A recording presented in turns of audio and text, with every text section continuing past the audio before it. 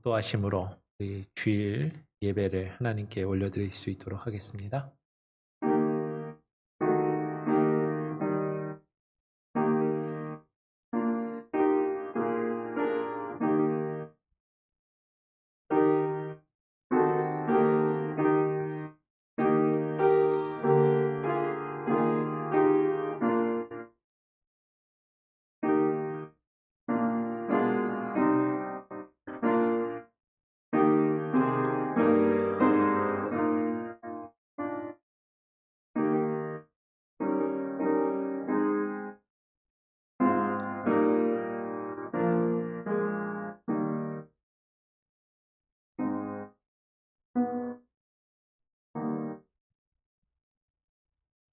내가 곧 생명의 떡이니라. 너희 조상들은 광야에서 만나를 먹었어도 죽었거니와 이는 하늘로서 내려오는 떡이니 사람으로 하여금 먹고 죽지 아니하게 하는 것이니라. 나는 하늘로서 내려온 살아있는 떡이니 사람이 이 떡을 먹으면 영생하리라. 내가 줄 떡은 곧 세상의 생명을 위한 내 살이니라 하시니라. 하나님 아버지 감사합니다. 오늘 이 시간 주님께서 우리에게 주시는 그 생명의 양식을 얻고 누리기 원하여 주님 앞에 나와 예배합니다. 하나님, 우리가 다른 것 구하지 아니하게 하시고 주만 바라보게 하여 주시며 주가 주시는 그 생명의 양식 안에 하나님 우리가 그것을 누리며 살아가게 하여 주시옵소서. 오늘 이 시간 하나님 우리가 주님 앞에 나와 예배할 때 우리의 마음과 생각을 흐트리며 우리의 마음과 생각을 사로잡는 다른 모든 것들 주님 앞에 내려놓게 하여 주시고 주만 바라보며 주만 우리가 의지하며 주께서 우리에게 주시는 그 참된 하나님의 그 음성과 그 뜻과 그 생명의 양식만을 구하며 주님 앞에 나와 예배하는 귀한 은혜의 시간이 되게 하여 주시옵소서. 오늘 예배의 시점 가운데 하나님 함께 하시고 주여 우리의 마음을 주장하시고 홀로 좌정하시며 홀로 영광받아 주시옵소서. 감사 찬양 영광 주님께 올려드리오며 거룩하신 예수 그리스도의 이름으로 기도합니다. 아멘. 찬송가 43장을 함께 찬양하시겠습니다. 찬송가 43장입니다.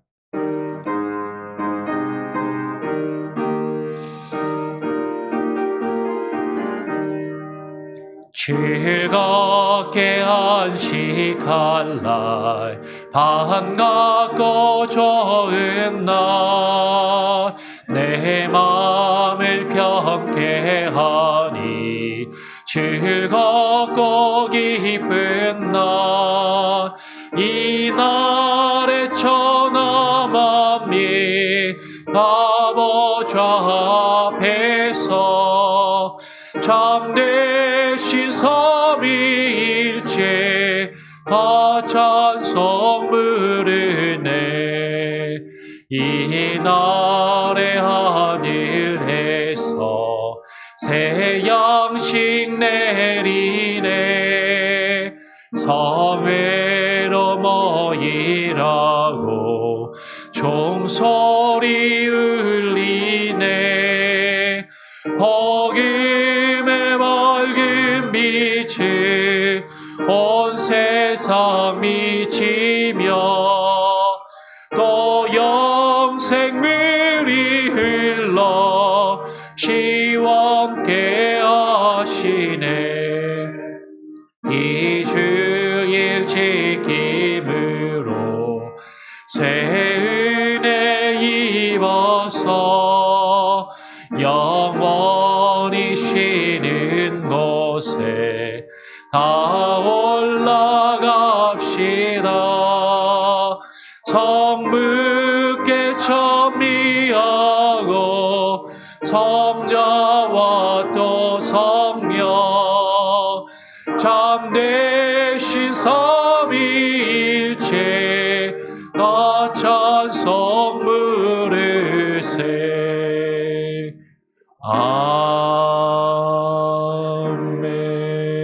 아멘. 성시교독 11번입니다. 시편 17편을 함께 교독하시겠습니다. 여호와여 의의 호소를 들으소서. 나의 부르짖음에 주의하소서. 거짓되지 아니한 입술에서 나오는 나의 기도에 귀를 기울이소서. 주께서 나를 판단하시며 주의 눈으로 공평함을 살피소서. 주께서 내 마음을 시험하시고 밤에 내게 오시어서 나를 감찰하셨사오나.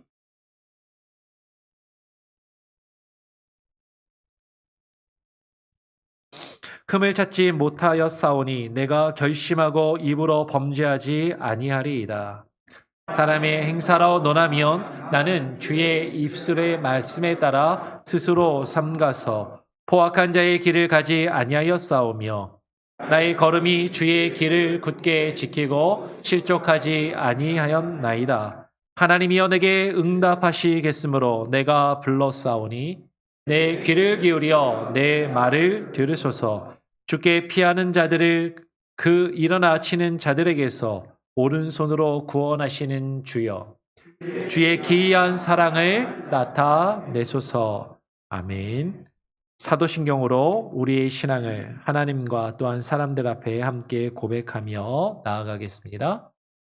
전능하사 천지를 만드신 하나님 아버지를 내가 믿사오며 그 외아들 우리 주 예수 그리스도를 믿사오니 이는 성령으로 잉태하사 동정녀 마리아에게 나시고 본디오 빌라도에게 고난을 받으사 십자가에 못 박혀 죽으시고 장사한 지 사흘 만에 죽은 자 가운데서 다시 살아나시며 하늘에 오르사 전능하신 하나님 우편에 앉아 계시다가 저리로서 산자와 죽은 자를 심판하러 오시리라.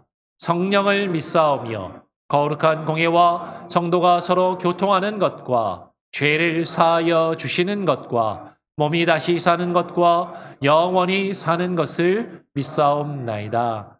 아멘.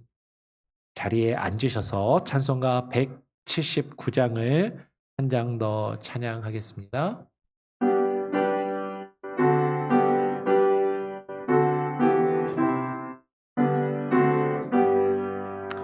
주 예수의 강림이 가까우니 저 천국으로 들자 회개하라. 주 성령도 너희를 부르시고 무천사도 나와서 영접하네. 주 예수님 너희를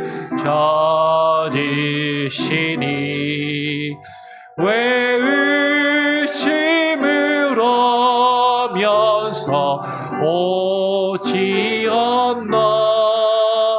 온 세상 죄다 당한 어린 양이 죄 많은 자 빌려서 구원하네. 이 세상이 즐기는 재물로네. 내 근심과 고초를 모면하리. 또 심질 때 위로를 못 얻으며 저 천국에 갈 길도 못 찾으리. 내 아버지 주시는 생명 양식 다 배불리 먹고서 영생하라.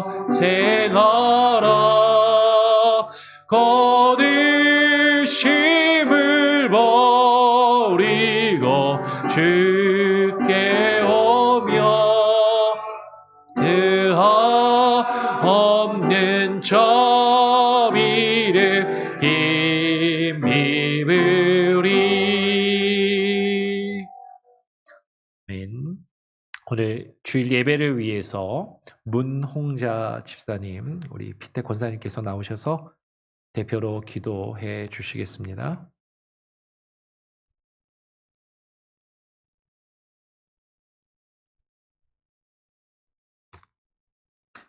기도하겠습니다.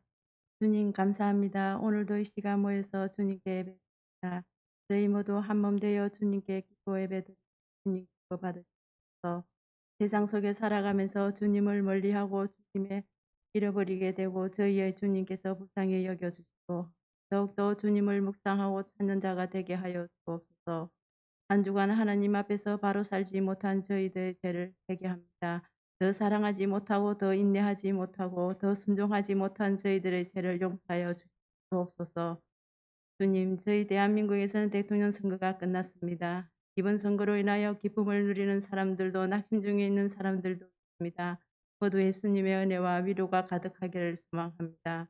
역사의 주인 되시는 하나님 아버지, 코로나19의 일상이 오랫동안 계속되고 바이러스의 행태가 다양하게 변이함에 따라서 수많은 확진자들이 나라 곳곳에서 발생하고 있습니다.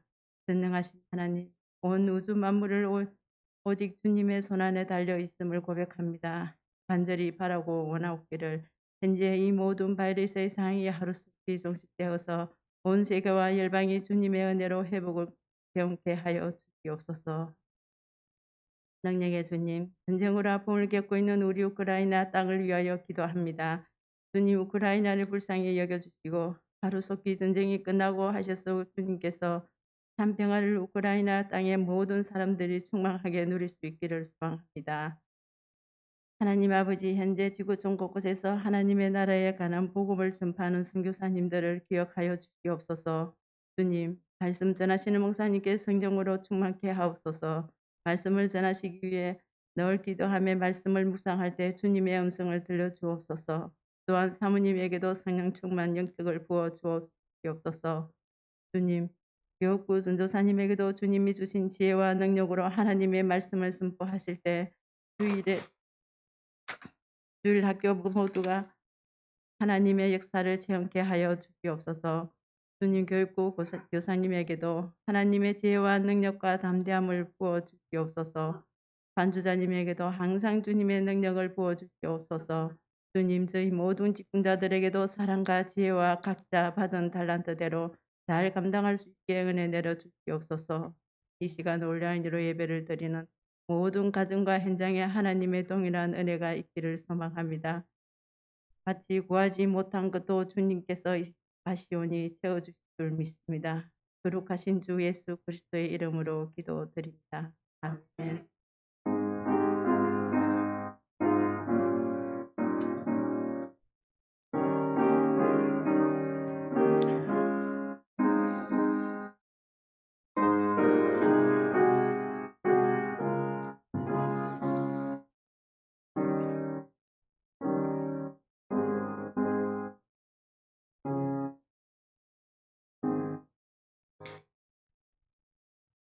오늘 우리에게 주시는 하나님의 말씀은 요한복음 6장 12절부터 15절까지의 말씀입니다. 원래 6장 전체를 다 봐야 되는데 시간이 좀 부족하기 때문에 요한복음 6장 12절부터 15절까지만 함께 교독으로 읽도록 하겠습니다. 요한복음 6장 12절 말씀을 제가 읽고요. 15절까지 교독으로 읽겠습니다.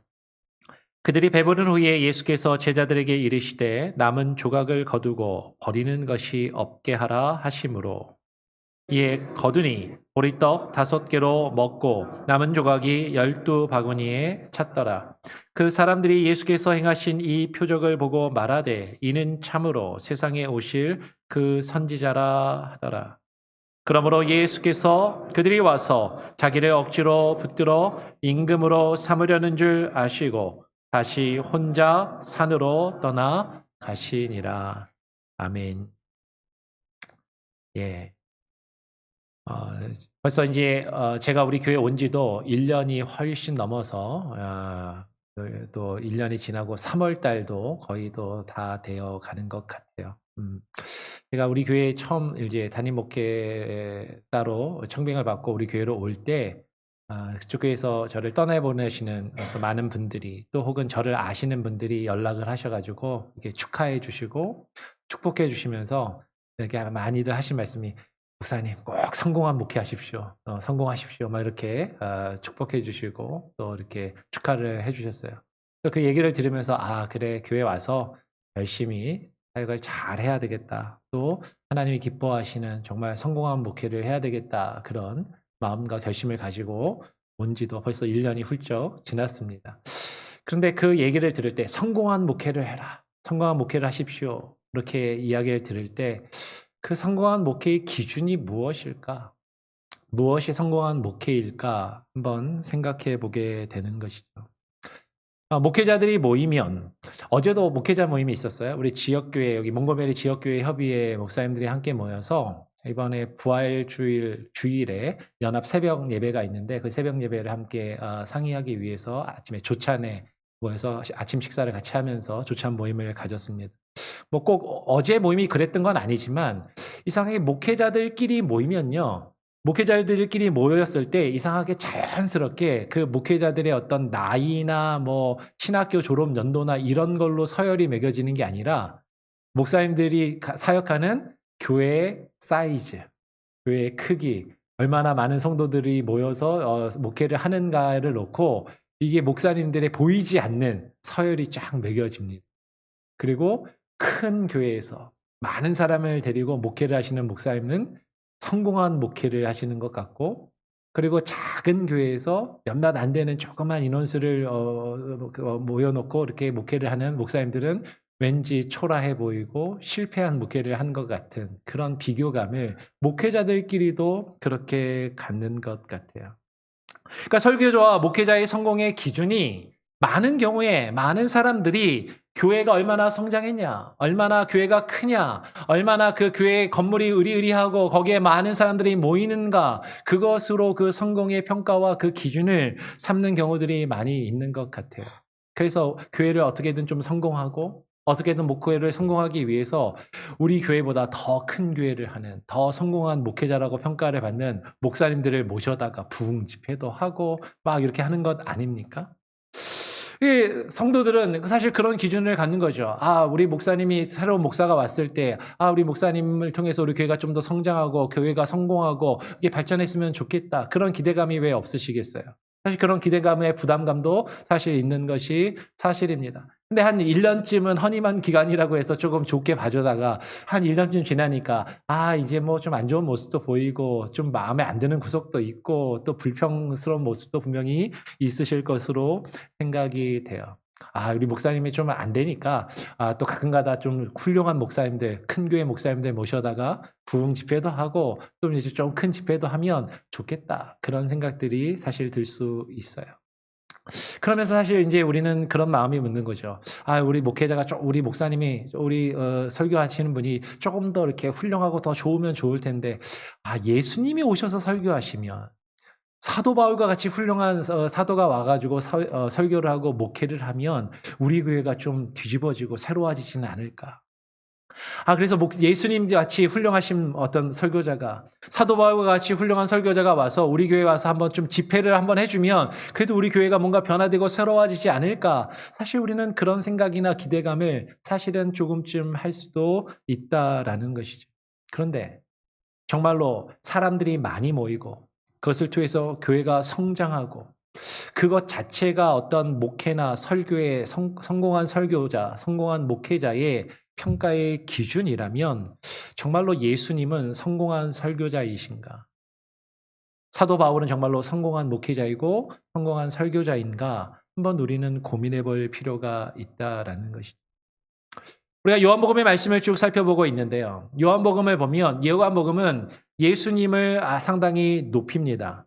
예수님을 상당히 높여서 상당히 그 예수님의 고기독론을 예수님의 어떤 높은 기독론에 대해서 이야기를 하는데 예수님의 어떤 사역들을 보면 인간적인 기준으로 보면 인간적인 눈에서 보면은 사실 그렇게 성공하지 못한 모습으로 묘사되고 있는 것들을 우리가 발견하게 돼요.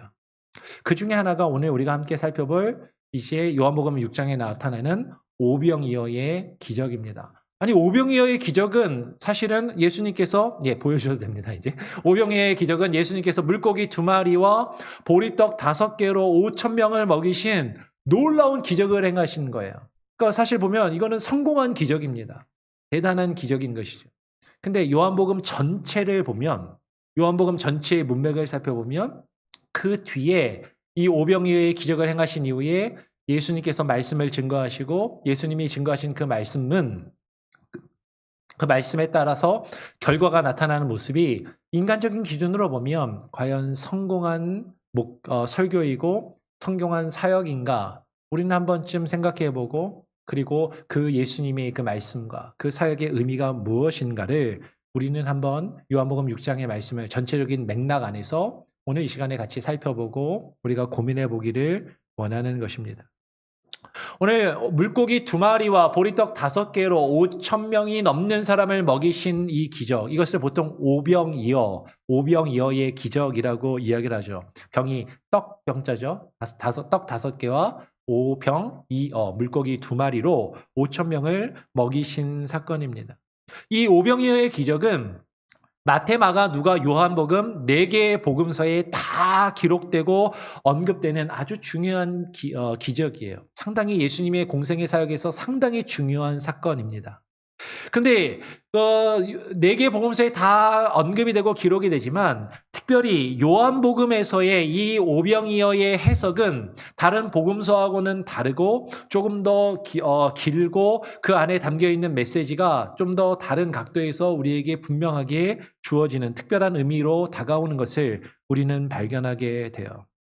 요한복음 6장에 나오는 오병이어의 기적은 마태복음 14장, 마가복음 6장, 누가복음 9장에서도 기록이 됩니다. 오병이어의 기적이 4개 복음서에 다 기록이 되고 중요하다라는 것이죠.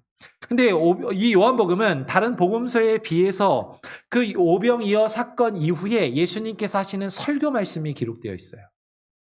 예수님이 증거하신 말씀의 내용이 기록되어 있고 그 말씀에 대한 사람들의 반응이 기록되어 있고 그리고 그것을 통해서 예수님은 무엇을 말씀하시고자 하고 무엇을 나타내 보이시고자 하는지 그 의미들이 지금 언급되고 있더라라는 것이죠.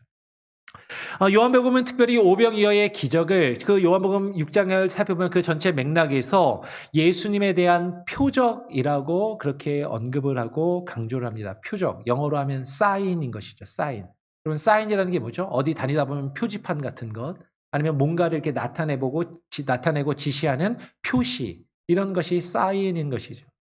여러분 지금 예수님께서 오병이어의 기적을 행하신 것은 단순히 어떤 놀라운 기적이나 어떤 놀라운 그 일 자체의 의미가 있는 것이 아니라 그 일을 통해서 예수님이 무언가를 나타내 보이시고자 하는 어떤 특별한 어떤 의미가 있고 예수님이 이것을 통해서 드러내 보이시고자 하는 어떤 뭔가가 있다는 거예요. 그런 표적으로서 이것을 보이셨다라는 것이죠. 즉 오병이어의 기적을 통해서 예수님은요. 예수님 자신이 누구이신지를 나타내 보이시기를 원하십니다. 예수님이 누구이신지를 온전히 나타내 보이시고 그것을 증거하시기 위하여 이 오병이어의 기적을 행하시더라라는 것이죠. 그런 맥락에서 이 오병이어의 기적은요. 요한복음에서 이 오병이어의 기적은 다른 공간복음서하고는 다르게 유월절하고 연결이 되고 있어요. 유월절하고 연결이 되면서 예수님을 그 유월절의 그 생명의 떡 유월절의 무교병하고 연결을 하게 되는 것을 보게 됩니다. 요한복음 6장 4절에 보면 이렇게 기록합니다. 마침 유대인의 명절인 유월절이 가까운지라라고 이야기를 해요. 유월절의 명절이라는 이 표현은요. 이 오병이어의 사건의 배경으로 요한복음 6장에서만 언급이 되고 있고 마태, 마가, 누가복음에서는 그 시간적인 배경이 나타나지가 않습니다. 요한복음은 특별히 이 오병이어의 사건을 유월절하고 연결을 시키고 있고 그리고 예수님께서 지금 말씀하시는 그 떡을 뒤에 보면 이제 보리떡이라는 게 나오잖아요. 마테마가 누가복음은 그냥 떡이라고만 되어 있는데 요한복음은 보리떡이라고 그렇게 이야기를 하거든요. 이 유월절과 보리떡은 상당히 중요한 연관 관계가 있습니다. 전에도 얼핏 한번 말씀을 드린 적이 있는데 유월절은요. 종교적으로는 이스라엘 백성들이 출애굽을 하여서 장자의 죽음이 넘어간 것을 기념하는 절기이지만 농사력으로 보면 이스라엘 백성들이 이제 우기 기간 동안에 밭을 갈고 밭작물을 키워서 그 밭작물을 추수하는 그 추수의 절기예요. 그래서 이제 밭작물을 추수를 할 때 밀과 보리가 자란다, 밀과 보리가 자란다 이렇게 우리가 얘기를 하잖아요. 밀하고 보리 중에 뭐를 먼저 추수를 하죠? 보리 추수를 먼저 합니다. 보리 추수를 먼저 하고 보리 추수가 끝나면 밀 추수를 하게 돼요. 그래서 보리 추수를 시작할 때 그 추수 감사의 절기로 지켰던 것이 유월절이고 그 유월절부터 시작하여서 보리 추수를 시작해서 쭉 보리 추수에서 밀 추수로 넘어가서 밀 추수까지 마치고 그 오순절에 50일 뒤에 오순절에는 밀 추수를 마치는 그것을 기념하는 절기가 오순절인 거죠. 농사적으로는 그래요. 오순절이 이제 유대인들에게는 모세가 시내산에 올라가서 십계명을 받은 그 사건을 기념하고 우리 기독교에 있어서는 오순절 성령 강림 사건하고 연결이 되지만 말씀을 받은 사건입니다. 이것은 그것이 연결이 되지만 농사적으로 보면 이제 보리 추수와 밀 추수 특별히 유월절은 그 보리를 추수해서 처음 보리를 추수한 그 첫 보리를 가지고서 이제 거친 누룩이 들어가지 않은 떡을 그러니까 한국말로 하면은 그 뭐예요? 그 무교병을 만드는데 그 무교병은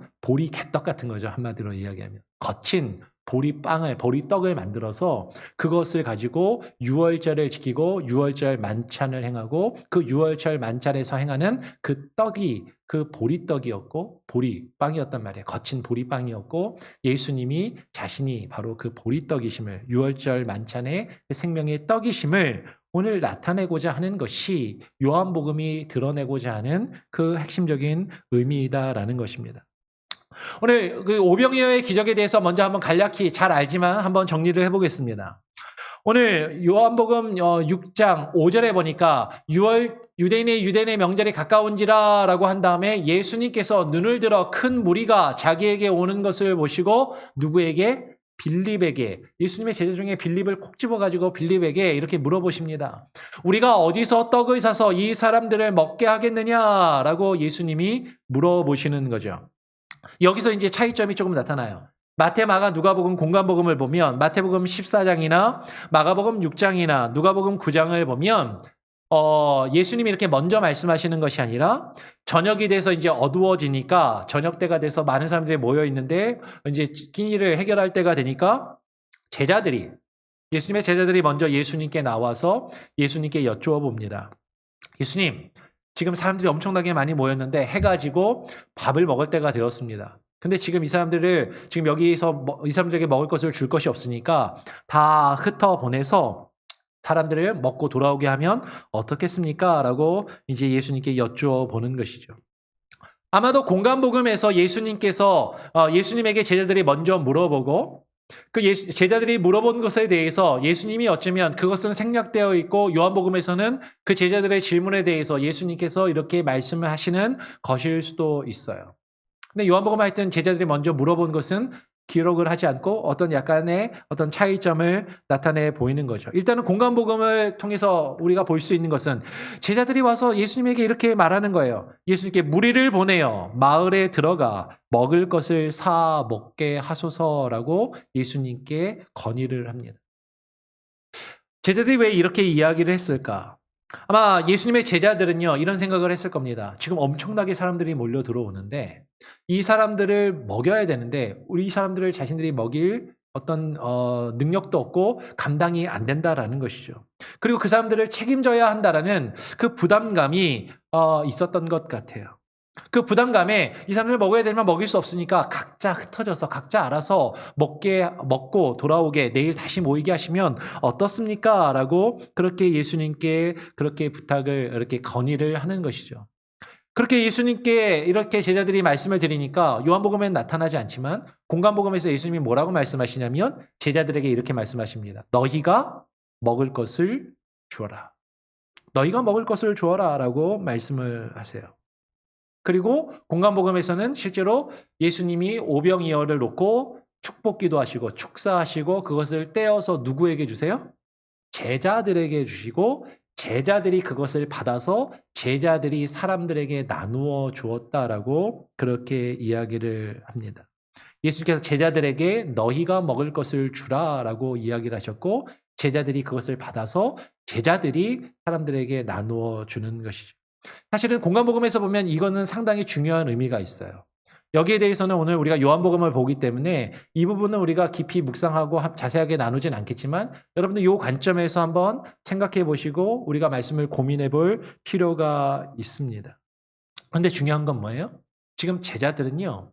예수님께 나와서 예수님 우리가 이 사람들을 먹여야 되는데 이 사람들을 먹일 것이 우리에게 없습니다라고 이야기를 하고 있다는 거죠. 지금 그것은 사람들을 배불리 먹일 육신의 떡에 제자들은 집중을 하고 있는 것이고 그리고 예수님은 제자들과는 다른 것을 말씀을 하십니다. 그러니까 공간복음은요. 오병이어의 사건을 통해서 예수님께서 제자들을 통해서 5,000명을 먹이신 그 놀라운 사건 자체에 조금 더 집중을 하지만 요한복음은 그 오병이어의 사건을 통해서 예수님이 5,000명이 넘는 사람들을 먹이신 것 그 자체보다는 예수님께서 지금 주시고자 하는 그 떡이 무엇인가 그 떡의 의미가 무엇인가를 조금 더 집중하고 그것을 해석하고 그것을 읽는 사람들로 하여금 요한복음의 독자들로 하여금 그것을 알게끔 하려고 강조하는 것을 보게 돼요.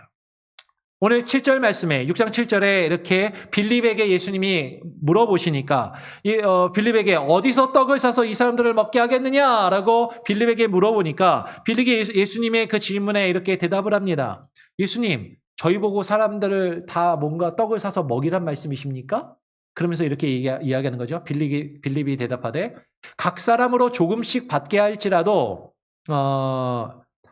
지라도 이 200데나리온의 떡이 부족하리이다라고 그렇게 지금 빌립이 대답을 하는 것이죠. 예수님께서 지금 이 사람들의 먹일 떡을 어디서 얻을 수 있겠냐? 어디서 이 사람들의 떡을 얻을 수 있겠냐라고 이야기할 때 빌립이 생각한 떡은 이 사람들의 배고픔을 육신의 배고픔을 해결해 주기 위해서는 200데나리온이 넘는 떡이 필요하고 200데나리온의 떡을 산다 할지라도 사람들을 조금씩밖에 먹게 못할 거고 그것도 부족할 것입니다. 라고 이야기를 하는 것이에요. 실제로 이 내용은 공간복음에도 나타납니다. 마가복음 6장 37절을 보면 예수님에게 제자들이 이렇게 이야기를 하는 것이죠. 예수님께서 너희가 먹을 것을 주어라 라고 말씀하시니까 제자들이 이렇게 이야기하는 거예요. 우리가 가서 200데나리온의 떡을 사다 먹이리까? 라고 반문하는 것이죠. 예수님 200데나리온이나 되는 떡을 사다가 이 사람들을 먹이란 말씀이십니까? 지금 계산기를 두들겨 보면 적어도 200데나리온은 필요한데 그런 돈이 어디 있습니까? 아니 그런 돈이 있다고 하더라도 이 사람들 한 끼 먹이기 위해서 그 200데나리온이나 되는 그 돈을 쓰는 것이 과연 옳고 바람직하고 현명합니까? 라고 지금 묻고 있는 것이죠. 근데 지금 제자들의 관점은요. 제자들이 생각하고 있는 것은 중요한 것은 빌립이나 지금 예수님의 다른 제자들은 예수님께서 어디서 떡을 구할 수 있겠냐라고 말씀하셨을 때 예수님이 말씀하시는 이 떡을 육신의 배고픔을 자신들의 육신의 배고픔과 그 필요를 채워줄 떡이라고 생각하면서 그것을 말하고 있더라라는 것이죠. 이렇게 제자들과 예수님이 말씀하고 있을 때 오늘 요한복음 6장 9절을 보면 한 아이가 등장을 합니다. 여기 한 아이가 있어 보리떡 5개와 물고기 2마리를 가지고 있나이다 라고 그렇게 이야기를 합니다. 이 한 아이는요 공간복음에는 안 나타나요. 요한복음에만 나타나는 거예요. 그러면서 이 한 아이가 보리떡 5개와 물고기 2마리를 예수님께 바쳤다라는 것을 강조하면서 지금까지 우리가 들었던 많은 설교들은 이 한 어린 아이의 헌신에 대해서 강조를 하고 주님께 헌신하는 것을 통해서 주께서 놀라운 일을 이루신다라고 그런 설교들을 사실 많이 들었습니다. 그렇게 설교할 수 있고 우리가 거기서 발견할 수 있는 중요한 교훈들이 있어요. 그런데 참 중요한 것은 오늘 요한복음 6장 본문 자체는요. 그 앞뒤를 아무로 살펴보아도 이 한 어린아이가 예수님께 자발적으로 가지고 와서 바쳤다거나 그 어린아이가 헌신했다거나 그 헌신을 예수님이 칭찬하신다거나 그 아이가 이렇게 헌신했으니까 다른 제자들에게 너희도 이와 같이 본받아서 헌신하라고 예수님께서 말씀하신다거나 사실 그런 내용은 앞뒤로 전혀 언급이 되지 않습니다. 오히려 바로 이어서 제자들은 뭐라고 이야기합니까? 그러나 그것이 이 많은 사람에게 얼마나 되겠사옵나이까? 라고 그렇게 지금 예수님께 묻고 있는 것이죠. 예수님, 지금 아무리 계산기 두들겨도 답이 안 나옵니다. 이 수많은 사람들을 우리가 가진 것으로 이 사람들을 다 먹일 수 있겠습니까? 보리떡 5개와 물고기 2마리 이것을 가지고 이 사람들을 다 먹일 수 있겠습니까? 라고 지금 제자들은 묻고 있는 것이죠. 실제로 마태복음 14장 17절을 보면 제자들이 이렇게 이야기를 하는 것이에요. 마태복음 14장 17절에 제자들이 이르되 여기 우리에게 있는 것은 떡 5개와 물고기 2마리 뿐이니라 라고 이야기를 합니다. 하나에는 나타나지 않고 그냥 여기 자신들이 가지고 있는 것은 우리에게 있는 것이 떡 5개와 물고기 2마리 뿐이다 라고 그렇게 이야기를 하는 것이죠. 누가복음 9장 13절 하반절에서도 이렇게 이야기합니다. 우리에게 떡 5개와 물고기 2마리밖에 없으니 우리에게 떡 5개와 물고기 2마리밖에 없으니 이 모든 사람을 위하여 먹을 것을 사지 아니하고는 할 수 없사옵나이다 라고 이야기를 해요. 그럼 공간복음을 보면 제자들이 가지고 있는 것은 보리떡 5개와 떡 5개와 물고기 2마리밖에 없습니다 라고 제자들은 예수님께 강조를 하는 것이죠. 정말로 제자들이 이 떡 5개와 물고기 2마리밖에 가지고 있지 않았을까? 자기들이 먹을 간식이나 도시락은 따로 준비하지는 않았을까? 어쩌면 거기에 대한 어떤 궁금증에 대해서 답이라도 하듯이 이 보리떡 5개와 물고기 2마리는 한 아이가 가지고 있는 적은 부분이었다라는 것을 요한복음은 우리에게 설명해 주는 것처럼 보인다라는 거죠. 그런데 지금 중요한 건 제자들이 지금 하고자 하는 말은 뭡니까? 정말로 그들에게 떡 5개와 물고기 2마리밖에 없었는지 정확하게 우리는 알 수 없지만 어쩌면 이것 외에도 그들이 가지고 있었지만 내놓지 않은 것이 있었는지도 모르겠지만 예수님이 그들에게 그것을 내놓아라 라고 말씀하시는 것이 아니고 지금 제자들은요, 지금 자신들이 가지고 있는 그것으로는 절대로 이 많은 사람들을 먹일 수 없다라는 것을 예수님께 강조하고자 하는 거예요. 예수님, 실제로 그들이 물고기 2마리와 보리떡 5개, 떡 5개밖에 없지 않고 더 많은 것이 혹시라도 있다 할지라도 주님, 우리가 가지고 있는 것은 요만큼밖에 안 되는데 이것으로 이 엄청난 사람들을 우리가 다 먹일 수는 없습니다. 이것은 현실적으로 불가능하고 어려운 것입니다. 라고 이야기를 하는 것이죠. 빌립과 그 다른 제자들의 관점은요, 매우 객관적이고 매우 현실적인 것이었습니다. 그리고 매우 계산적인 것이었습니다. 근데 예수님의 관점은 분명히 달랐다라는 것이죠. 그리고 더 중요한 것은 예수님께서 제자들에게 지금 말씀하시면서 그 사람들에게 먹이기 원하셨던 그 떡은 단순히 이 제자들이 생각하였던 것처럼 200데나리온이 넘는 어떤 우리의 육신의 배고픔을 해결할 그 떡 그 자체만을 말씀하시는 것이 결코 아니었더라라는 것을 우리는 그 뒤에 예수님께서 말씀하시는 것을 통해서 발견하게 돼요. 많은 사람들이 왜 예수님을 찾아왔습니까? 많은 사람들이 왜 예수님 앞에 나와서 예수님을 믿고 예수님을 믿겠다라고 생각했는가 하는 것이죠. 아마 많은 사람들은요, 예수님께서 행하신 참된 그 표적이 아니라 잘못된 표적, 예수님이 행하신 그 참된 표적을 바르게 이해하는 것이 아니라 그것을 잘못 이해하고 잘못된 표적을 보고서 예수님을 따랐다라고 오늘 성경은 증거하는 것이에요. 수많은 사람들이 예수님을 따랐습니다. 수많은 사람들이 예수님 앞에 나왔어요. 수많은 사람들이 예수님 앞에 나온 것은요, 그들 나름대로는 그들은 예수님이 행하신 표적을 보았기 때문인 것이죠. 그리고 그것에 대한 기대감을 가지고 그것을 바라여서 예수님께 나왔다는 것을 우리는 발견하게 돼요. 요한복음 6장 2절 말씀 같이 한 목소리 한번 읽어보기를 원합니다. 요한복음 6장 2절 같이 한번 읽어볼까요? 함께 읽어보겠습니다. 시작. 큰 무리가 따르니 이는 병자들에게 행하시는 표적을 보았음이러라. 그러면 이 사람들은 나름대로 표적을 보았습니다. 예수님께서, 지금 많은 사람들이 예수님께서 행하시는 어떤 놀라운 일들을 보고 그를 따르게 되었던 거죠. 그 중에 하나가 병자들을 고치시는 거였어요.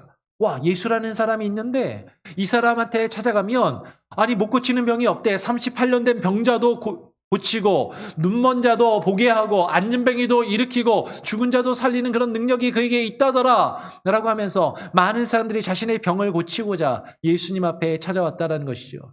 그 표적을 보고 이 사람이 대단한 뭔가가 있나 보다. 이 사람에게 가면 나의 병을 고치고 나의 문제를 해결하고 내가 원하는 무엇인가를 얻을 수 있겠구나. 그 기대하는 마음을 가지고 예수님 앞에 나왔다라는 것이에요. 실제로 그 사람들은 병자들에게 행하시는 그 표적을 보고 예수님 앞에 나와서 예수님을 따랐던 그 사람들은 오늘 요한복음 6장에서 예수님 행하시는 또 다른 하나의 놀라운 기적, 물고기 2마리와 보리떡 5개와 물고기 2마리로 지금 5,000명이 넘는 사람을 먹이시는 그 놀라운 기적을 그 사람들은 또 경험하게 됩니다. 병자들에게 행하시는 표적을 보고 그리고 이 오병이어의 기적을 경험한 이후에 많은 사람들이 어떻게 반응했어요? 그들이 반응한 것을 보면 14절, 15절을 보면 이렇게 이야기하는 것이죠. 그 사람들이 예수께서 행하신 이 표적을 보고 말하되 이는 참으로 세상에 오실 그 선지자라고 말하는 것이에요. 그러면 전에 우리 새벽 예배를 통해서 전에 몇 번 말씀을 드렸던 것처럼 그 선지자는 어떤 선지자입니까? 구약 성경에 예언되어 있었던 모세와 같은 그 선지자를 말하는 것이죠. 예수님께서 병자들을 고치시고 지금 수많은 사람들을 물고기 2마리와 보리떡 5개로 먹이시는 그 놀라운 일을 행하시는 것을 보고서 야, 이분이 바로 구약에 예언된 그 선지자인가 보다 라고 이 사람들은 생각했더라라는 것이에요. 그리고 예수님을 인정합니다. 예수님을 믿기로 결심하고 예수님을 자신들의 왕으로 삼으려고 하는 것이죠. 이분이 우리의 왕이 되면 내 병든 몸을 고치고 내 문제를 해결하고 내가 바라는 것들, 나에게 필요한 것들을 정말로 채워주셔서 내가 부족함 없이 지낼 수 있겠구나. 그것을 기대하여서 예수님을 자신의 왕으로, 자신들의 왕으로 삼으려 하고 있더라라는 거예요. 그런데 예수님의 반응이 어떻습니까? 오늘 15절에 보니까 그러므로 예수께서 그들이 와서 자기를 억지로 붙들어 임금으로 삼으려는 줄 아시고 다시 혼자 산으로 떠나 가시니라라고 이야기하는 것이죠. 그럼 여기까지만 보면 예수님의 사역은 성공적인 것처럼 보여요. 놀라운 일들을 행하시고 수많은 사람들이 예수님을 찾아오고 수많은 사람들이 예수님께 몰려들었습니다. 여자와 아이를 제외하고 남자만 5,000명이니까 많은 사람들은 이야기해요. 적어도 2만 명 이상의 사람들이 모이지 않았겠는가라고 생각을 하는 것이죠. 어른 남자만 5,000명, 여자와 아이들은 빼고 여자와 아이들이 더 많았을 거 아니에요. 엄청나게 많은 사람들이 예수님 앞에 몰려들었어요. 그리고 그 사람들이 예수님이 행하신 그 놀라운 일들을 보고 예수님을 인정합니다. 예수님을 높입니다. 그리고 예수님을 자신들의 임금으로 자신의 왕으로 삼으려고 하는 것이에요. 그런데 예수님께서는 어째서 사람들이 그렇게 인정해주고 자신을 알아주고 자신을 왕으로 삼으려고 하는데도 예수님은 어째서 자신을 임금으로 삼으려고 하는 그 사람들을 버려두고 떠나서 혼자 산으로 가셨을까 하는 것이죠. 예수님의 사람들을 떠나셔서 그 중간에 어떤 이야기가 나오냐면 물 위를 걸으시는 또 장면이 나와요. 이 물 위를 걸으시는 내용은 다음 주에 우리가 함께 좀 더 자세하게 살펴볼 겁니다. 그리고 예수님이 물 위를 걸으신 다음에 다른 곳에 딱 도착하셨을 때 예수님이 저기에 있다라는 소식을 듣고 또 사람들이 막 예수님께 몰려듭니다. 그리고 그 사람들과 자신들을 떠나간 그 예수님과 대화하는 장면을 통해서 예수님께서는요, 그 이유를 분명히 말씀하고 계시는 거예요. 예수님이 왜 그들을 자신을 왕으로 삼으려고 하는, 자신을 억지로 임금을 삼으려고 하는 그 사람들을 떠나갔는가? 예수님은 그들이 참된 표적을 보고서 자신을 따른 것이 아니라고 분명하게 말씀하시는 것이죠. 여러분, 아까 우리가 읽었던 것처럼 요한복음 6장 2절과 14절에서 그 사람들은 표적을 보았다라고 기록하고 있어요. 그 사람들은 그들 나름대로 표적을 보았습니다. 그래서 예수님을 찾아왔고 예수님을 따랐고 예수님을 믿기로 결심했고 예수님을 자신들의 왕으로 삼으려고 했었다라는 것이죠. 그들은 분명히 그 표적을 보았어요. 그런데 예수님께서는 그들을 향해서 그렇지 않다라고 말씀하시는 겁니다. 요한복음 6장 26절 이렇게 말씀하십니다.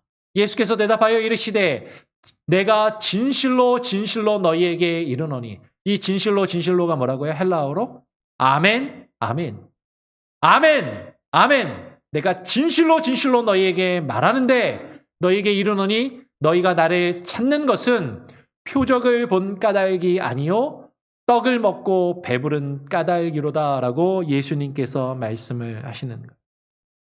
그러면 사람들은요, 떡을 먹고 배부른 것이 표적이라고 생각했습니다. 자신들의 병을 고치는 것이 표적이라고 생각했어요. 그래서 예수님을 따랐고 예수님을 찾아왔고 예수님을 믿고 예수님을 자신들의 왕으로 삼으려고 했지만 예수님은 너희가 참된 표적을 본 게 아니라고 지금 말씀하고 계시다라는 것이죠. 아니 분명히 자신들은 표적을 보았다라고 생각하고 그 표적을 보았는데 그것 때문에 예수님을 따르고 예수님을 믿기로 생각한 건데 결심한 것인데 예수님은 그 참된 표적을 본 것이 아니라고 말씀하고 계시는 거죠. 지금 사람들이 헷갈리는 거예요. 지금 제 설교를 듣고 헷갈리시는 것처럼 헷갈리는 거예요. 그러니까 사람들이 예수님께 물어봅니다. 우리는 분명히 표적을 보았습니다, 예수님. 그래서 예수님을 따르는 건데 못 보았다고요? 그러면 예수님 무슨 표적을 말씀하시는 겁니까? 라고 하면서 바로 이어서 6장 30절 31절에 이렇게 이야기하는 것이죠. 그들이 묻되 그러면 우리가 보고 당신을 믿도록 행하시는 표적이 무엇이니까? 하시는 일이 무엇이니까? 우리는 분명히 표적을 보았다라고 생각하고 그 표적을 보았기 때문에 예수님을 믿기로 결심하고 예수님을 따랐던 건데 우리가 그 참된 표적을 본 게 아니라면 예수님을 믿도록 우리에게 보이시는 그 표적이 도대체 뭐란 말입니까? 예수님 무슨 일을 하시는 겁니까? 우리는 어떻게 생각하냐면요. 이어서 이렇게 이야기하는 거야. 기록된 바 하늘에서 그들에게 떡을 주어 먹게 하였다 함과 같이 우리 조상들은 광야에서 만나를 먹었나이다. 여러분 이 사람들이 지금 뭘 이야기해요? 성경을 인용하고 있어요. 성경을 가져다가 얘기합니다. 예수님, 성경에 보니까 아니 모세 때 하늘에서 그들에게 떡을 주어 먹게 하셨던 것처럼 우리 조상들이 그 광야에서 만나를 먹은 것처럼 예수님 우리도 지금 그거를 바랍니다. 그 떡을 우리에게 주시기를 원하고 그 떡을 우리가 먹었다고 생각하는데 그게 아니란 말씀입니까? 라고 지금 반문하며 예수님께 묻고 있는 것이죠. 지금 이들이 생각하며 바라는 그 표적은 하늘에서 자신들의 육신의 배고픔을 채워주고 자신들의 육신의 필요를 채워주고 자신들의 육신의 질병을 채워줄 자신들의 만족과 유익을 채워줄 그 무엇을 그 떡을 구하고 있고 그것을 먹기를 원한다라는 것이죠. 그런데 그 자신들의 육신의 필요와 자신들의 육신의 만족을 채워줄 그 떡을 구하는 사람들에게 예수님께서는요. 다른 떡을 말씀하시는 다른 떡을 지금 예수님께서 말씀을 하십니다. 우리 같이 한번 이번에 읽어보기를 원합니다. 요한복음 6장 32절, 33절 말씀, 두 절의 말씀인데 같이 한번 한 목소리로 한번 읽어보겠습니다. 시작. 예수께서 이르시되 내가 진실로 진실로 너희에게 이르노니 모세가 너희에게 하늘로부터 떡을 준 것이 아니라 내 아버지께서 너희에게 하늘로부터 참떡을 주시나니 하나님의 떡은 하늘에서 내려 세상에 생명을 주는 것이니라 라고 말씀하는 것이죠. 내가 진실로 진실로 너희에게 이른다. 너희가 너희의 육신의 배고픔을 채워주고 너희의 육신의 만족을 채워줄 그 떡을 구하지만 모세가 그 광야에서 그 백성들을 먹여준 그 만나 그 자체가 아니라 내가 지금 너희에게 줄 그 참떡은 하늘로부터 오는 떡인데 그 하나님의 떡은 너희에게 생명을 주는 떡이라고 생명의 떡이라고 예수님이 말씀을 하시는 거예요. 예수님이 이렇게 말씀하시니까 바로 이 말씀을 듣고 사람들의 반응이 어때요? 바로 이어서 34절에 이렇게 이야기합니다. 그들이 이르되 주여 이 떡을 항상 우리에게 주옵소서. 예수님 맞습니다. 저희들 그 떡을 원해요. 그 떡을 우리에게 주십시오. 항상 주십시오. 배고프지 않도록. 늘 내 필요가 채워질 수 있도록 주님 그 떡을 내게 채워주십시오라고 예수님이 떡을 얘기하시니까 떡 달라고요. 떡 주세요. 라고 이야기를 하는 거예요. 근데 자신들에게 그 생명의 떡을 달라고 요구하는 그들에게 예수님이 이제 예수님이 주시고자 하는 그 떡을 오해하고 그것을 바로 이해하지 못하니까 예수님께서 그 이후에 말씀을 길게 하시면서 그 생명의 떡이 무엇인지를 구체적으로 설명을 해주십니다. 떡을 달라고 요구하는 사람들에게 예수님 자신이 바로 생명의 떡이라고 말씀을 하십니다. 예수님 자신이 너희가 바라는 그런 떡이 아니라 내가 그 생명의 떡이라고 예수님이 말씀하십니다. 우리 다시 한번 이어서 35절, 36절을 같이 한번 읽어볼까요? 35절, 36절 같이 한번 읽어봅니다. 시작. 예수께서 이르시되 나는 생명의 떡이니 내게 오는 자는 결코 줄이지 아니할 터이요 나를 믿는 자는 영원히 목마르지 아니하리라. 그러나 내가 너희에게 이르기를 너희는 나를 보고도 믿지 아니하는도다 하였느니라. 지금 예수님께 떡을 구하고 자신들의 육신의 필요와 만족을 채워줄 그 떡을 구하는 사람들에게 내가 너에게 줄 떡은 그런 떡이 아니. 내가 너에게 줄 떡은 곧 나 자신이고 내가 생명의 떡이라고 예수님이 말씀을 하십니다. 그러면서 뭐라고 말씀하시냐면 너희가 내가 행하는 표적을 보았다라고 이야기를 하는데 너희는 나를 보고도 믿는다 믿지 않는다? 믿지 아니하는구나라고 예수님이 말씀하시는. 예수님 무슨 말씀입니까? 우리는 봤습니다. 주님이 행하신 그 표적을 보았다니까요. 그리고 그것 때문에 예수님을 따르고 주님을 믿는다니까요. 근데 예수님 말씀하시는 거예요. 너희는 본 게 아니야. 진짜 표적을 본 것도 아니고 너희는 나를 보고 믿는 것이 아니라고 말씀을 하십니다. 지금 자신들의 생각과 자신들이 생각하던 것과 전혀 다른 말씀을 예수님이 하시니까 이 말씀을 들은 사람들의 반응이 어때요? 이어서 41절에 보니까 사람들이 이렇게 이야기하는 것이죠. 자기가 하늘로서 내려온 떡이라 하심으로 유대인들이 예수에 대하여 수군거리기 시작합니다. 여러분 예수님께서 자신을 생명의 떡이라고 말씀하셨는데 이 말씀은요 사람들이 생각했던 것하고는 전혀 다른 거였어요. 사람들이 기도했던 것과는 전혀 다른 떡을 지금 말씀하고 계시는 것입니다. 사람들이 이렇게 수근수근거리고 예수님에 대해서 수석수석거리고 이거 맞아? 우리는 이렇게 알고 있지 않았는데 왜 이렇게 우리가 아는 것과 다른 것을 말씀하시지? 정말로 이게 맞는 거야? 이거 잘못된 거 아니야? 자기들끼리 막 수석수석거리고 수근수근거릴 때 예수님이 그들이 수근거리니까 예수님이 다시 한번 그들에게 자신이 하늘에서 내려온 생명의 떡이라고 자세하게 또 길게 한 번 더 또 설교해 주시고 가르쳐 주시는 거예요. 그렇게 예수님이 말씀을 쭉 설명해 주시고 가르쳐 주셨으니까 우리 생각에는 예수님이 그 정도 설명하시고 설교하시고 가르쳐 주셨으면 사람들이 다 변화되고 뒤집어지고 새로워지고 주님의 말씀 믿고 받아들일 것도 같은데 오늘 성경은 뭐라고 이야기하냐면 60절에서 이렇게 이야기를 하는 것입니다. 60절에 뭐라고 이야기하냐면 제자 중 여럿이 듣고 말하되 이 말씀은 어렵도다. 누가 들을 수 있느냐라고 말하는 것이죠. 예수님께서 여러 번 설교를 해주시고 여러 번 말씀을 가르쳐 주셨는데 사람들은 그 말씀이 어려운 거예요. 이해를 하지 못합니다. 정말로 그 말씀이 어려운 이유가 무엇이었을까? 가장 큰 어려운 것은요. 그 예수님의 말씀 자체가 설명을 너무 어떤 고차원적으로 너무 어려운 표현으로 써서 어렵게 느꼈을까? 아니, 그것도 있을 수도 있지만 그들이 생각했던 것과는 전혀 다른, 그들이 기대했던 것과는 전혀 다른, 자신들이 바랬던 것과는 전혀 다른 것을 주님이 말씀하시니까 그게 어려운 거예요. 그걸 듣기가 지금 힘든 겁니다. 그리고 많은 사람들이 자신들이 바라는 그 표적과 다른 것을 말씀하시며 가르치시고 증거하시는 그 말씀을 듣고 그들이 돌이키는 것이 아니라 그것을 거부하고 어떻게 했다고요? 예수님을 떠나가게 되는 것이죠. 66절에 보니까 이렇게 표현합니다. 그때부터 그의 제자 중에서 많은 사람이 떠나가고 다시 그와 함께 다니지 아니하더라. 여러분 이 상황을 한번 잘 그려보시기 바랍니다. 예수님에 대해서 사람들이 막 몰려들었어요. 5,000명이 넘는 사람들. 어쩌면 2만 명이 넘는 사람일지도 모릅니다. 그 엄청나게 많은 사람들이 몰려들어서 예수님을 떠받들고 인정하는데 예수님, 주님을 우리가 알고 주님을 우리가 믿고 따르길 원합니다. 그래, 예수님이 말씀을 딱 설교하시고 말씀을 증거하시니까 사람들이 더 예수님을 더 믿고 신뢰하고 더 많은 사람들이 모여들어야 할 것 같은데 더 많은 사람들이 모여드는 게 아니라 어떻게 돼요 지금? 사람들이 다 떠나가는 거예요. 67절을 보면요. 마치 다 떠나가고 12제자만 남은 것처럼 보여요. 그러면 이렇게 생각하시면 됩니다.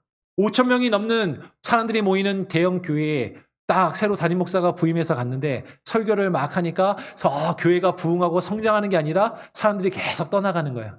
5,000명 중에 있던 교회가 다 떠나고 12명 남았다. 여러분 이 목회자는 성공한 목회자입니까? 실패한 목회자입니까? 실패한 목회자죠. 실패한 목회자예요. 실패한 설교자입니다. 여러분 우리의 기준으로 보면 예수님 지금 실패하신 거예요. 예수님이 십자가에 달려 돌아가셨을 때 이 12명조차도 남지 않고 다 예수님을 버리고 도망쳤어요. 예수님은 실패한 사역을 하신 것이죠. 여러분, 분명히 이것은 인간적인 기준으로 보면 실패한 것입니다. 그런데 오늘 요한복음은요, 이것을 실패라고 말하지 않습니다. 예수님께서 이 오병이어의 기적을 통하여 예수님께서 그 이후에 주님이 증거하신 이 말씀을 실패한 것이라고 성경은 우리에게 말하지 않아요. 오히려 예수님께서 오병이어의 이 기적을 통해서 그 표적을 행하신 것은 자신이 누구이신지를 나타내 보이시기 위해서 이 표적을 행하셨고 이 말씀을 증거하고 계신다라는 겁니다. 예수님 자신이 누구이신지를 나타내 보이시고 예수님 자신이 누구이신지를 증거하시는 그 일에 예수님은 실패하지 않으셨어요. 그 일에 성공을 하신 것입니다. 예수님께서는 자신이 모세가 준 육신의 배를 채워주는 만나와는 비교할 수 없는 하늘에서 내려온 생명의 떡이라고 오늘 41절에 말씀하시고 이어서 48절로 51절에 이렇게 말씀하십니다. 제가 한번 읽어보겠습니다. 요한복음 6장 48절에 내가 곧 생명의 떡이니라. 너희 조상들은 광야에서 만나를 먹었어도 죽었거니와 이는 하늘로서 내려오는 떡이니 사람으로 하여금 먹고 죽지 아니하게 하는 것이니라. 그리고 이어서 51절에 뭐라고 말씀하세요? 나는 하늘로서 내려온 살아있는 떡이니 사람이 이 떡을 먹으면 영생하리라. 내가 줄 떡은 곧 세상의 생명을 위한 내 살이니라 라고 말씀하시는 것이죠. 여러분, 예수님의 사역은, 예수님이 행하신 그 모든 일들은, 그리고 예수님께서 증거하신 그 말씀들은 사람들이 원하는 것을 그들에게 주고 사람들이 듣기 원하는 말을 그들에게 들려주시는 것이 결코 아니었습니다. 예수님의 사역은, 예수님의 말씀의 선포의 그 목적은 생명의 떡이신 예수님 자신과 예수님의 말씀을 사람들에게 먹이시는 것이었어요. 여러분, 예수님의 그 사역은 결코 실패하지 않으셨습니다. 우리의 눈에 볼 때는 실패한 것처럼 보일지라도 예수님은 자신이 누구이신지를 나타내 보이시고 그 생명의 떡을 그 택하신 자들에게 먹이심으로 영생을 주시는 그 일들을 이루셨다라는 것이죠. 근데 예수님 자신을 사람들에게 나타내시고 예수님 자신과 그 말씀을 사람들에게 먹이기를 원하시는데 사람들은 그걸 기대한 게 아닌 거예요. 그러니까 사람들이 뭐라고 반응합니까? 오늘 52절에 이어서 예수님께서 내 줄 떡은 곧 세상의 생명을 위한 내 살이니라 라고 말씀하시니까 바로 유대인들이 뭐라고 이제 반응해요? 유대인들이 서로 다투어 이르되 이 사람이 어찌 능히 자기 살을 우리에게 주어 먹게 하겠느냐라고 이야기를 하는 것이죠. 그럼 사람들이 바랐던 것은요, 예수님 자신이 아니었던 거죠. 예수님이 아니라 예수님이 주는 내가 필요한 무언가, 내가 원하는 무언가를 그분이 줄 수 있기 때문에 예수님을 바랬지 예수님 자신이 아니었던 것. 그렇게 서로 다투며 어떻게 예수를, 우리가 바라는 그 떡을, 아니 우리가 식인종도 아닌데 어떻게 예수를 먹을 수 있어? 어떻게 예수를 우리가 먹고 우리가 예수로 우리가 만족할 수 있는가라고 지금 그렇게 불평하며 예수님을 향해 서로 원망하고 다투는 그들에게 예수님은 다시 바로 이어서 53절에 이렇게 말씀하십니다. 다시 예수님 뭐라고 말씀하셨어요? 예수께서 이르시되 내가 진실로 진실로 너희에게 이르노니 내가 아멘 아멘 내가 너희에게 이르노니 인자의 살을 먹지 아니하고 인자의 피를 마시지 아니하면 너희 속에 생명이 없느니라. 내 살을 먹고 내 피를 마시는 자는 영생을 가졌고 마지막 날에 내가 그를 다시 살리리니 내 살은 참된 양식이요 내 피는 참된 음료로다 라고 예수님께서 그렇게 말씀을 하셨습니다. 여러분 53절에서 지금 표적을 보고 예수님을 믿고 따른다라고 사람들은 생각했지만 지금 그들에게 예수님은 말씀하시는 거예요. 주님의 살을 먹고 주님의 피를 마시지 않으면 생명이 그 속에 너희 속에 없느니라 라고 말씀을 하십니다. 그러면 주님의 살을 먹고 주님의 피를 마시지 않으면 그 속에 생명이 없다. 그러면 이것을 어떻게 이해할 수 있을까? 이것을 1차적으로 성찬으로 이해하는 그런 교단이나 교파도 있어요. 성찬식은 기독교에 있어서 정말로 중요한 겁니다. 주님의 살과 피를 먹고 마시는 것을 통해서 우리가 영생을 누리고 경험하죠. 그것을 직접 구원과 뭐 캐톨릭 같은 경우도 그렇고 몇몇 이제 교회들은 교파들은 그것을 영생과 직접 연결시키기도 해요. 실제로 이 성찬식은 중요합니다. 그러면 작년에 우리 교회에서 성찬 예식을 예전보다 조금 더 몇 번 더 많이 하니까 성찬식을 왜 이렇게 많이 하냐고 약간 이렇게 불평하시는 분들도 없지 않아 있는 것 같은데, 그러면 성찬식은 중요한 거예요. 우리가 그 구원을 함께 누리고 경험할 수 있기 때문인 것이죠. 그런데 여러분, 단순히 이 성찬의 예식뿐만 아니라 주님의 살을 먹고 주님의 피를 마시는 것은, 주님의 살을 먹고 주님의 피를 마시는 것은 여러분, 우리가 그분과 함께 십자가를 지고 죽는 것입니다. 주님의 살을 먹고 주님의 피를 먹는 것은 단순히 우리가 성찬의 예식, 형식적으로 성찬의 예식만을 참여하는 것, 그것도 중요해요. 근데 거기에만 머물러 있는 것이 아니라 주님과 함께 고난받고 주님과 함께 십자가에 죽는 것이죠. 예수님의 제자들이 하루는 예수님께 찾아와서 이렇게 요구했습니다. 예수님, 주님의 나라가 임하실 때 저희 둘을 하나는 주의 우편에 하나는 주의 좌편에 앉게 해 주십시오. 그때 예수님이 제자들에게 이렇게 물어보셨어요. 너희가 내가 마시고자 하는 그 잔을 마실 수 있느냐라고 물어보셨습니다. 제자들은 그 잔이 뭔지도 모르고 예, 그 잔을 마실 수 있습니다. 그 잔을 마시겠습니다. 라고 이야기를 했습니다. 근데 그 잔은 뭐였어요? 예수님의 고난의 잔이죠. 십자가의 죽음의 잔입니다. 여러분, 우리가 주님의 살을 먹고 주님의 피를 마신다라는 것은, 그 잔을 마신다라는 것은 우리가 그리스도와 함께 죽는 것이에요. 우리가 그리스도와 함께 실패하는 것입니다. 이 세상의 기준으로 보면은 성공한 삶이 아니라 어쩌면 실패한 삶을 살아가는 것이고, 어쩌면 사람들 앞에서 우리는 실패한 존재로서 역임을 받는 그 십자가에 달리는 초라한 모습으로 사람들 앞에 서야 될 수도 있는 것이죠. 예수님의 십자가가 인간의 기준으로 볼 때는, 사람들의 기준으로 볼 때는 초라하게 완전히 실패한 모습이죠. 그 십자가는 능력입니다. 그 십자가는 실패가 아니라 온전히 주님의 그 구원을 이루신 그 온전한 성공을 이루신 것이죠. 제자 중에 많은 사람들이 예수님을 떠나가니까 예수님께서 그 제자들 중에 12명의 제자에게 이렇게 말씀하십니다. 67절, 68절에 보니까 예수께서 12 제자에게 이르시되 너희도 가려느냐라고 물어보세요. 너희도 가려느냐. 그때 시몬 베드로가 놀라운 신앙의 고백을 합니다. 우리 마지막으로 같이 한번 68절 말씀을 같이 한번 읽어보겠습니다. 시작. 시몬 베드로가 대답하되 주여, 영생의 말씀이 주께 있사오니 우리가 누구에게로 가오리까? 라고 대답을 합니다. 그러면 여기서 우리는 몇 가지 한번 생각해 볼 수 있어요. 5천 명이 넘는 수많은 사람들이 모여 있다가 다 떠나가고 몇 명만 남은 것 같아요? 12명만 남은 것처럼 보입니다. 그 12 제자에게 예수님이 물어보십니다. 너희도 가려느냐? 여러분, 요한복음을 보면요, 재미있는 게 어떤 것이 특징이 있냐면, 공간복음에서는 예수님이 12명 제자를 부르셔서 12 제자를 세우시는 장면이 나와요. 근데 요한복음에는 12명의 제자가 이 앞에서는 언급된 적이 없고 12 제자가 여기서 처음 언급이 됩니다. 12명의 제자를 불러서 세우시는 장면이 요한복음에는 기록이 되어 있지 않아요. 요한복음에 따르면 12명의 제자는 어떤 제자들이에요?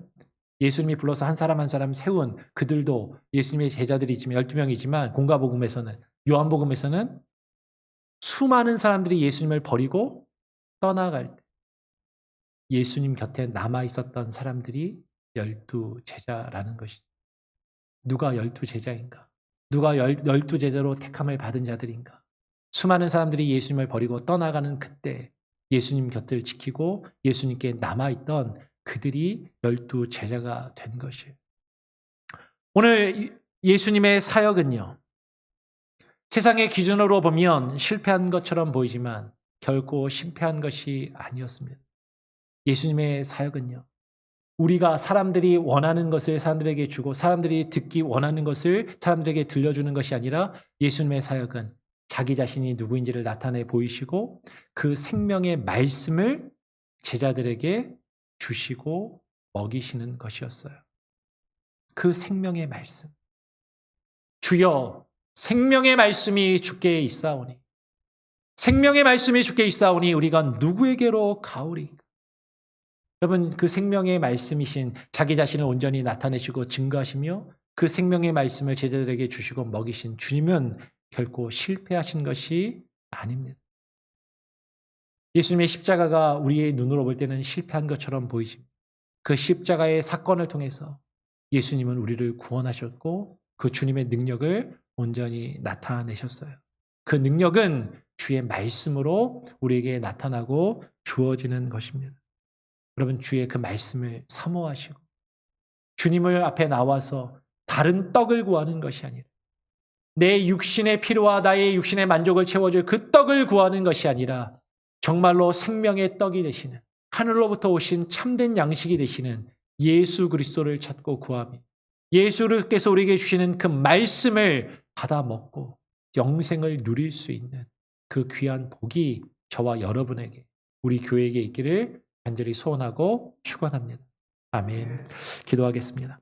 하나님 아버지 감사합니다. 오늘 이 시간 예수님의 사역과 예수님의 말씀은 예수님의 설교는 이 세상의 기준으로 보면 오늘날 성공한 목회자와 성공한 설교자를 평가하는 기준으로 보면 철저하게 실패한 모습이었고 처절하게 실패한 모습이었지만 그러나 주님은 자신을 드러내시고 그 생명의 떡이신 예수 그리스도와 주의 말씀을 우리에게 허락하여 주심으로 그 십자가의 능력으로 이 세상의 기준으로 실패한 것처럼 보이는 그 십자가를 통하여 우리를 구속하신 그 구속의 역사를 이루셨음을 하나님 우리로 깨닫게 하여 주시고 하나님 우리가 다른 떡을 구하며 우리의 만족과 우리의 육신의 필요와 만족을 추구하며 주님을 따르며 주님을 믿는다는 것이 아니라 참된 표적을 보고 예수 그리스도가 누구이신지를 깨달아 알아 주께서 우리에게 주시는 그 생명의 양식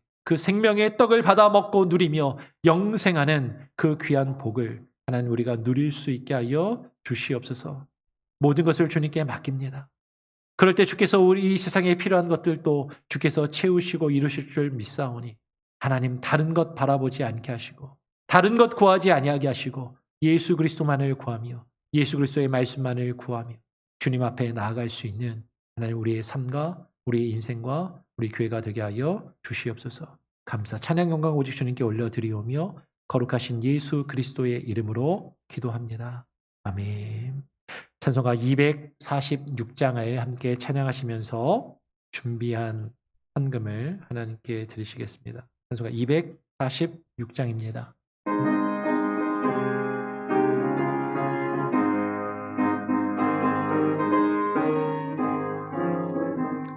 나 가나안 땅 귀한 성에 들어가려고 내 무거운 짐 벗어버렸네.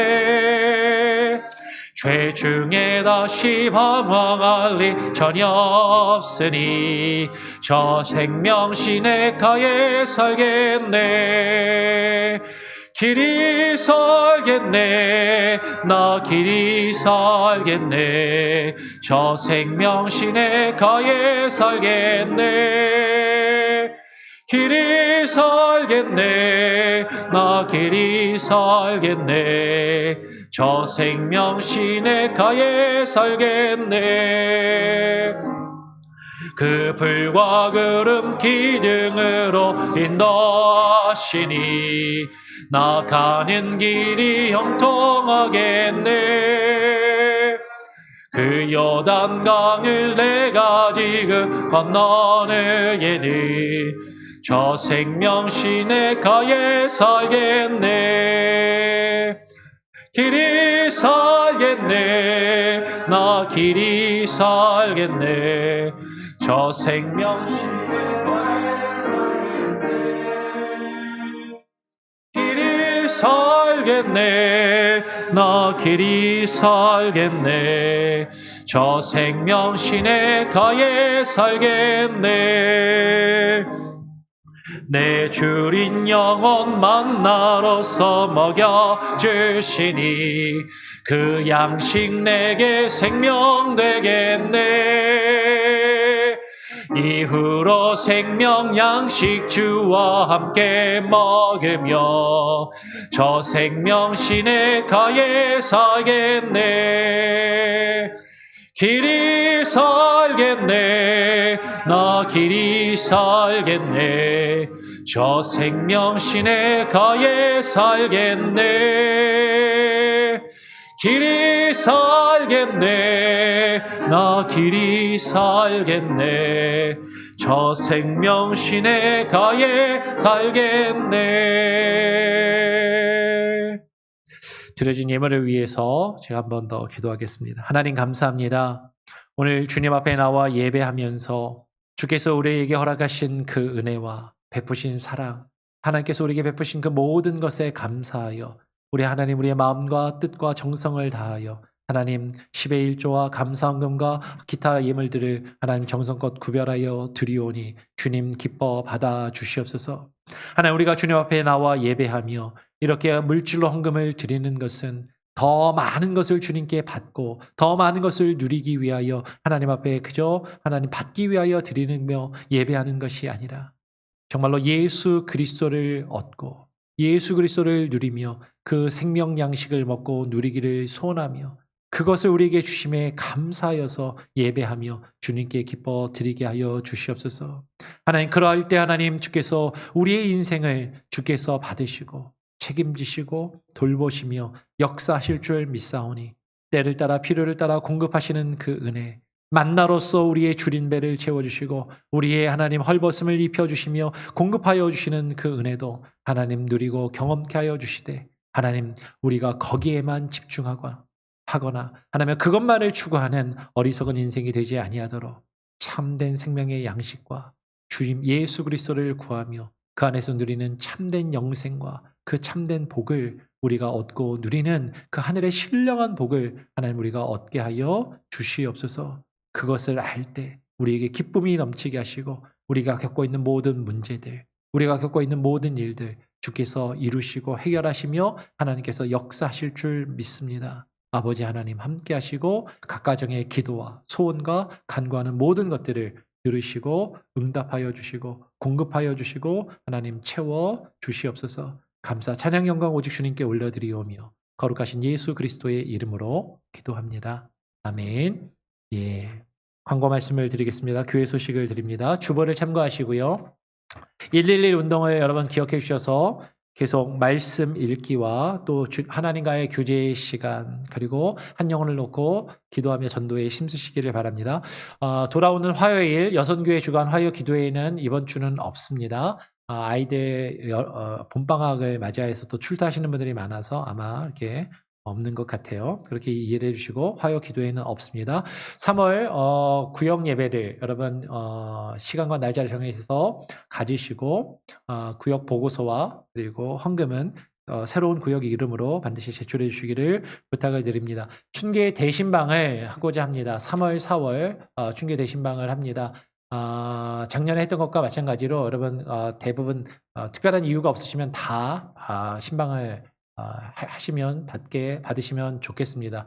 그래서 이번에는 작년에는 저희 사모가 없어서 저희 김창수 장로님하고 함께 다녔는데 이번에는 저희 사모하고 같이 신방을 할 수 있도록 하겠습니다. 그래서 원하시면 가정이나 직장에 방문해서 신방을 하도록 하고 가정이나 직장을 방문하는 것이 좀 부담스러우시면 밖에서 뭐 카페나 아까 그런 곳에서 외부에서 만나도 괜찮고요. 그것도 다 그러시면 시간을 정해서 교회에서 만나도 좋습니다. 또 같이 또 예배하고 대화를 나누길 원하는데 예배도 부담스러우면 예배도 하지 않고 대화만 나눌 수도 있으니까 여러분들 꼭 함께 대화할 수 있는 시간을 허락해 주시기를 부탁을 드리시고 우리 구역장님들을 통해서 뒤에 신방 신청서가 있는데 신방 날짜를 조정하셔서 꼭 신청을 해 주시기를 부탁을 드립니다. 임직자 교육이 있어요. 오늘 세 번째 교육을 하고요. 다음 주에 네 번째 교육을 합니다. 그리고 그 다음 주는 우리 구역 인도자 모임이 있기 때문에 한 주 건너뛰어서 5번을 채워서 우리가 구역 임직자 교육을 하는데 우리 기존에 이미 심호하고 계시는 심호 장로님, 안수 집사 그리고 권사님들 포함해서 교육을 오늘, 다음 주 그리고 또 그 2주 후에 할 수 있도록 하겠습니다. 기억을 해주시고 꼭 참석해 주시고요. 우리 교회가 후원하는 5분의 선교사님들 기억해 주시고 계속 기도해 주시고 교회 시설 관리에 대해서 간단히 광고를 드리면 지난 주일 예배 마치고 남선교회에서 교회 뒷뜰에 죽은 나무를 정리하는 작업을 해 주셨습니다. 너무 감사하고 여러분 남선교회 수고해 주셨습니다. 예수께서 감사하고요. 그리고 아시는 분들은 아시는데 작년 말에 우리 교회 비가 많이 왔을 때 이쪽에 비가 새고 했어요. 그래서 지붕을 이제 교체를 해야 되는 그런 상황이 있어서 교체를 공사를 했습니다. 그래서 교회를 짓고 30년 동안 지붕을 한 번도 교체를 안 하고 오리지널을 그동안 갖고 있었는데 이번에 전체 지붕을 다 교체를 했습니다. 특별히 우리 미스터 닐십 씨하고 우리 박예자 성도님이 이렇게 후원해 주셔서 교회 지붕을 교체했고요. 여러분 감사를 좀 표해 주시고 여러분 또 위에서 기도해 주시고 안에 여기 지금 금간 것들은 지난 주 중에 공사를 했고 이번 주 중에 화요일, 수요일 이틀 동안 페인트 작업을 할 예정입니다. 그래서 화요일은 상관없을 것 같고 수요일에 새벽 예배를 할 수 있을지 없을지 따로 제가 또 개별적으로 연락을 드릴 수 있도록 그렇게 하겠습니다. 여러분 기억해 주시고 기도해 주시면 감사하겠습니다. 혹시 다른 광고 내용이 혹시 있으신가요? 없으시면 다 같이 자리에서 일어나셔서 우리 함께 주를 위한 이곳에 한번 같이 찬양하고요. 제가 축도함으로 예배를 마치도록 하겠습니다.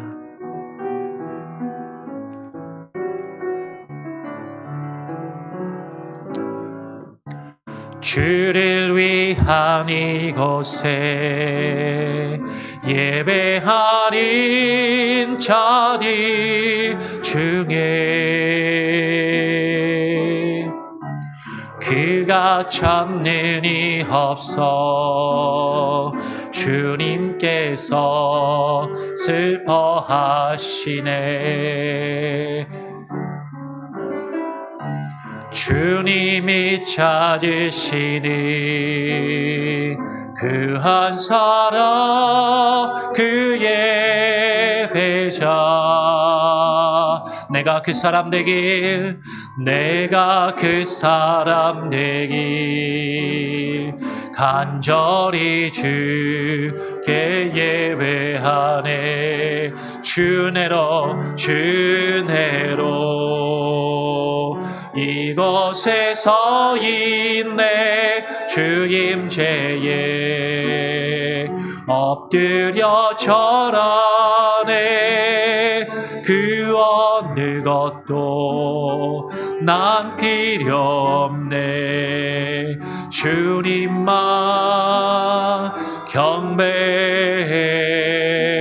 주은혜로 이곳에 서 있네. 주 임재에 엎드려 절하네. 그 어느 것도 난 필요 없네. 주님만 경배. 주내로 주내로 이곳에 서 있네. 주 임재에 엎드려 절하네. 그 어느 것도 난 필요 없네. 주님만 경배해. 주내로 이곳에 서 있네. 주 임재에 엎드려 절하네. 그 어느 것도 난 필요 없네. 주님만 경배해. 이제는 생명의 떡이 되시기 위하여 이 땅 가운데 하늘의 영광과 보좌를 버리시고 내려오신 우리 구주 예수 그리스도의 무한하신 은혜와 그 아들을 우리를 위하여 생명의 떡으로 우리에게 보내주신 아버지 하나님의 크신 사랑과 그것을 우리로 깨닫게 하며 그 떡과 그 피를 먹고 마시며 그리스도와 함께 연합하여 주님 안에 살아갈 수 있도록 우리 안에 역사하시는 성령님의 역사 교통하심이 오늘 이 자리 가운데 함께 나와 예배하며 주의 말씀을 듣고 주의 말씀만을 사모하며 그 생명의 떡으로 우리의 영혼이 배부르며 우리의 영혼이 살기를 소원하며 결심하며 결단하는 오늘 이 자리 가운데 모인 모든 예배자들과 우리 한인장로교회 모든 권석들과 저들의 가정과 자녀들과 모든 삶의 영역 가운데 이 시간에 이 온라인으로 함께 예배하며 이후에 예배드릴 모든 이들의 삶 가운데 이제로부터 영원토록 함께 계실지어다. 아멘.